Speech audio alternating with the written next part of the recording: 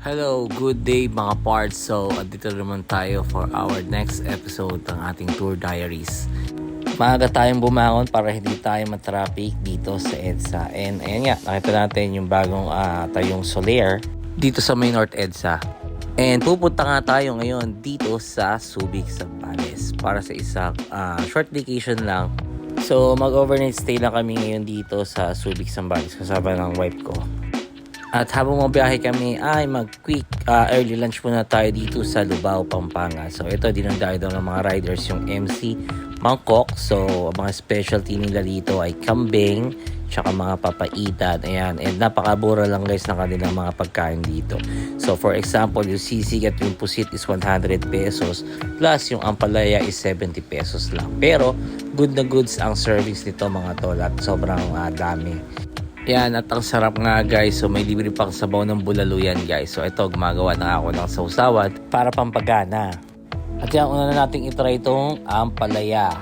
Yan, and second natin itong pusit. Yan, at lastly itong sisig ng Kapampangan guys. Dito nag-originate ang sisig sa Pampanga. At alam nyo guys, sobrang paborito ko ang sisig. Dati pa nga lahat ng mga sisigan dito sa Metro Manila ay dinadayo ko pa eh. Lahat ng mga kali-kali dito na may nagtitindang sisig, kahit karinderya, sisig ang tinitira ko guys. Yan, basta yan ang favorite food ko, yung sisig. So ayan, humigop na rin tayo ng sabaw guys. So grabe, bulalong to guys, ang sarap. Next time na magawi ako dito, order ako ng bulalo tsaka ng kalderetang kambing. Again, dito lang yan sa MC Mangkok sa Lubao, Pampanga. So si ate na mag-invite sa inyo. Good afternoon po. Invite ko po kayo dito sa MC Mangkok. Bukas na po kaming alas 5 hanggang 10 PM ng gabi. Marami pong pagpipilian dito. May kambing, inihaw na ito, may sinigang na tuna. Marami po pong iba, tsaka tinakdakan yung bestseller namin, sir. Kambing, kaldereta, hilawin. Saan po kayo located, Nay? Located at Santo Tomas Asa Road, Lubao, Pampanga. Grabe, sobrang sarap po ng mga pagkain nyo dito at natikman ko po. And first time ko lang po dito and hopefully sana mag-boom pa yung inyong business. Thank you po! Alright, pusog na ulit ang driver. Tara, biyahe na ulit tayo. Kapag bumabiyahe nga ako dito sa Pampanga, lagi kayo makakita dito ng mga ganito, yung Death March marker. So, kwento ko lang guys, nung panahon daw ng hapon ay 75,000 na mga Pilipino yung naglakad magmula Bataan hanggang sa Cap Odonel sa Capas Tarlac. At libo-libong tao ang namatay sa marchang ito. Madadaanan nyo rin dito sa Dinalupihan yung Bataan First Line of Defense marker. So itong statue naman na to ay itinayo upang ipaalala ang kabayanihan ng mga sundalong Pilipino at Amerikano noong World War II. Sila yung mga first line of defense ng mga sundalo bago makarating ng Bataan. Noong World War II, dito sa Dinalupihan, Bataan, nakapwesto ang 38 infantry na mga sundalong Amerikano at Pilipino laban sa mga Japanese Army. So kapag magagawi kayo sa Bataan, makikita nyo itong marker na to dito sa Dinalupihan. Ayan, balik sa biyahe na uli, papuntang Subic.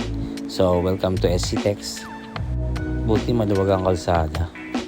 Dito sa Subic, hindi pwede ang mga kamote riders kasi napakahigpit ng traffic rules nila. Isa sa mga rules nila dito ay first to stop, first to go. Kung sino yung unang huminto sa intersection, siya rin yung unang aandar. Ayan, malapit na tayo sa SBMA tunnel. So kagandahan kapag gumagala kami sa SBMA or sa Subic Freeport is napakamura ng mga branded na mga paninda dito like Adidas, Nike, and marami pa, may duty free rin dito. Ayan, welcome to SBMA. So naalala ko lang dati nung nagtutour guide pa ako, lagi kaming madalas dito. So every Saturday and Sunday yata dito kami sa Subic, kaya medyo kabisado ko yung mga ruta dito. Ayan, inom muna tayo dito ng strawberry drink, sarap. Bago kami tumuloy sa resort dahil 2 PM pa yung check-in, dumaan muna kami dito sa Subic Bay. So dito madadaanan natin yung iba-ibang klase mga tourist spots pa nila dito. Like etong himpinan pandagat ng Subic. Dito din yung mga Coast Guard ng Subic nakadistino. Ang ganda at sariwa ng hangin. Ayan pwede kang tumambay dyan.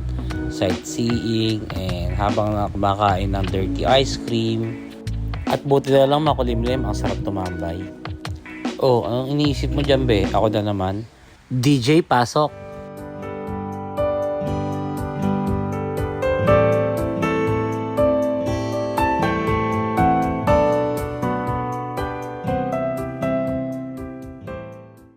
Tama na nga yung kachisihan nyo. Kaya manood na nga lang tayo ng nag-jet ski dito. Ang galing ni Kuya, oh. Huwag kang magalala, pag yaman ko, bibili din ako niyan para may magamit ako sa baha sa Marikina. Panis yung mga kapitbahay namin. At kung nagpaplano din kayo na pumunta dito sa Subic, so isa din to dapat sa mga ilagay yung itinerary, yung Subic Bay Park nila dito. Masarap mamasyal dito at syempre presko yung hangin. Ayan, isa rin to sa mga makikita nyo sa park. Agreement na Australia at Philippines. Ayan, nakasulat sa mga marmol.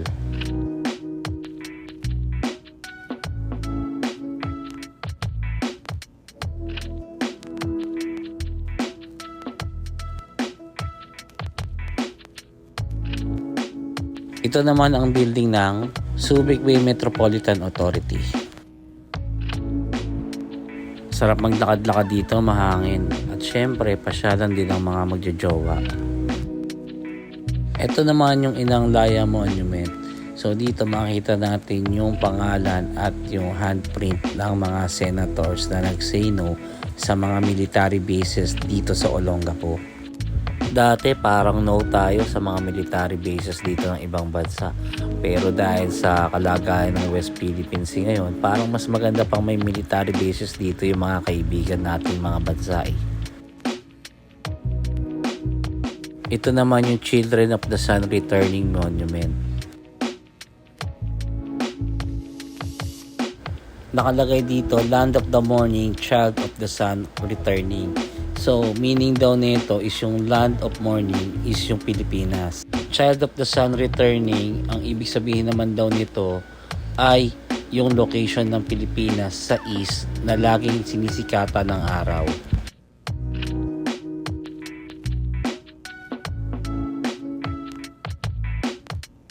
Ang daming mga family rin dito na gumagala.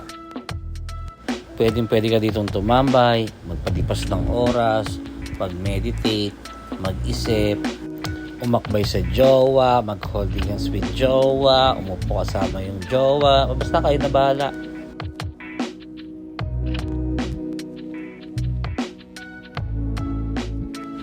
The Jetty Lighthouse. Parking lot ng mayayaman.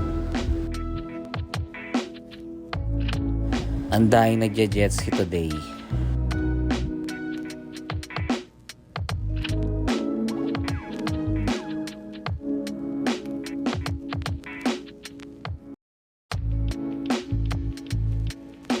Finally ay nakapag-check-in na rin kami dahil alas 2 na. So dito kami nag-check-in sa iCove Hotel sa May Subic. So ang gaganda ng amenities nila dito, merong poolside bar at meron ding swimming pool and then yung jacuzzi at beachfront to guys.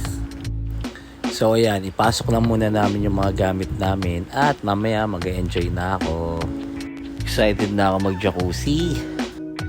Yan, pasyalan natin yung beachfront dito guys. So, ito yung beachfront dito sa May Subic sa May Olongapo.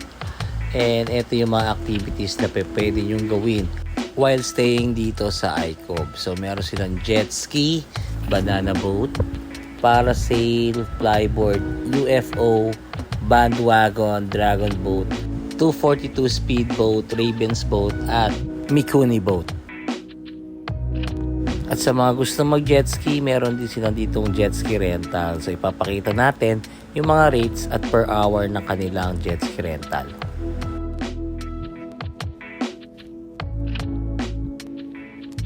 Okay, picture muna. Tapos mamaya mag-swimming tayo. Magpalit lang tayo ng damit.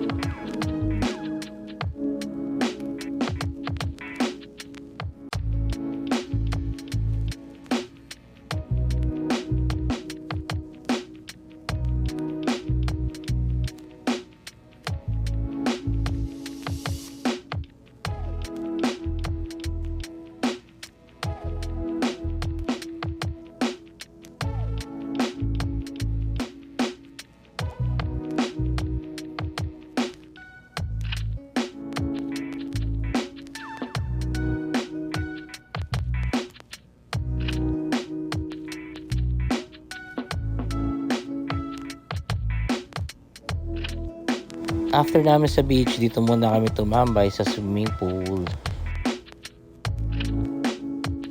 Relax muna dito sa infinity pool. Sarap ng weather, hindi ganong tirik yung araw. One of the best thing na nangyari sa vacation. Kasi for sure, kung tirik yung araw, nasa kwarto lang kami. Tara na be, lub-lub na.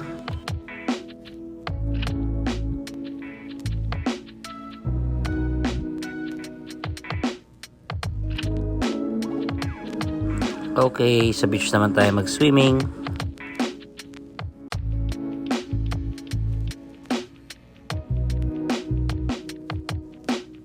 Konti ang tao kasi weekday.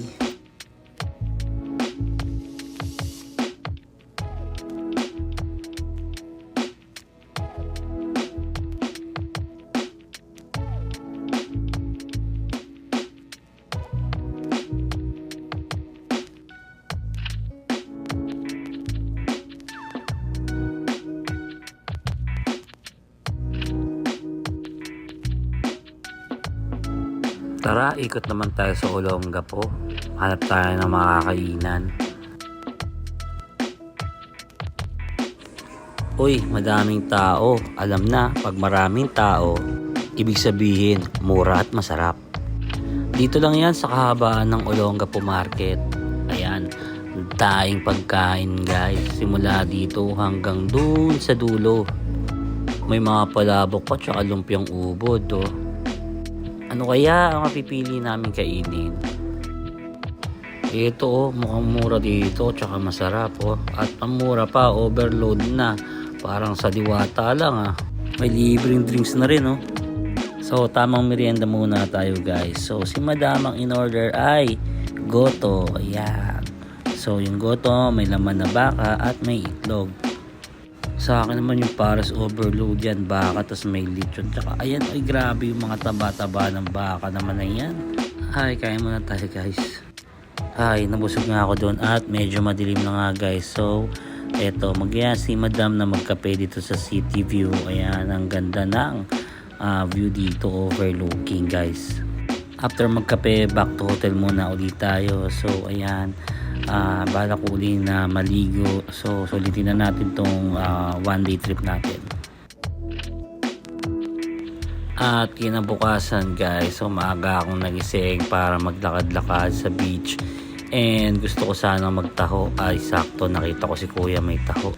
So tamang taho at kape muna tayo sa umaga. At ito na yung breakfast na isi-serve sa atin guys. So dito tayo kakain sa tabi ng beachfront sa may cottage. So parang ang sarap ng sayo be, pengi ako nyan. Tara, breakfast muna tayo. Hi, kabusog. So after namin kumain ay konting develop lang uli dito sa beach bago mag-check out. Dahil bukas back to reality na naman tayo mga chong. So bye for now Subic, and stop over muna kami dito sa San Fernando, Pampanga para kumain bago umuwi. So dito kami sa Chong's Inasal. So ito yung place niya, so maraming pwedeng orderin. So ito, nagbukas uli ako ng juice na yung nabili namin sa duty free. At ang napili namin lunch for today ay chicken inasal at pork barbecue. So tara, tikiman na!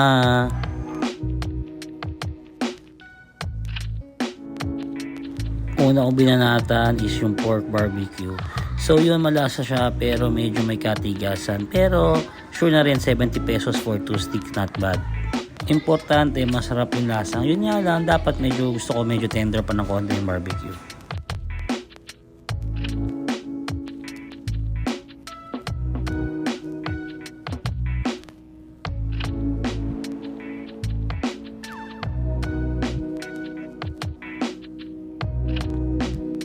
Eto, tikman na natin guys. Sausaw muna natin sa paboritong chicken oil at toyo kalamansi na may sili. At bubawi nga naman sila sa chicken inasal. Malinamnam. Manyaman. Another sold. Dami na naman po tayo. Bago tayo umuwi ay mag-hi muna tayo dito sa cute na aso na to. So that's for today's vlog. So bye bye for now.